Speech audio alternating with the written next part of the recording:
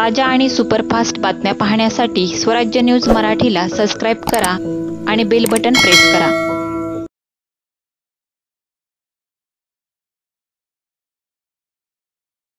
500हून अधिक वर्ष जुन्या जीर्ण झालेल्या प्राचीन मंदिरांचा कायापालट करण्याचा महत्त्वाचा निर्णय देवाभाऊंच्या महायुती सरकारने घेतलाय।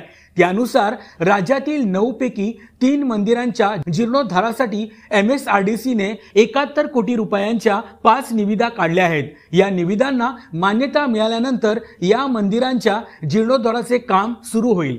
यामध्ये पुणे जिल्ह्यातील कार्ला येथील एकविरा देवी, बीडमधील पुरुषोत्तमपुरी तसेच कोल्हापूर जिल्ह्यातील कोपेश्वर मंदिरांच्या कामांचा समावेश आहे। या निर्णयाची अंमलबजावणी करण्याची जबाबदारी MSRDC कडे सोपवली आहे। म्हणजेच देवाभाऊंच्या नेतृत्वात महायुती सरकार आल्यापासून पुन्हा एकदा हिंदू सण आणि संस्कृतीला महत्त्व मिळू लागले आहे।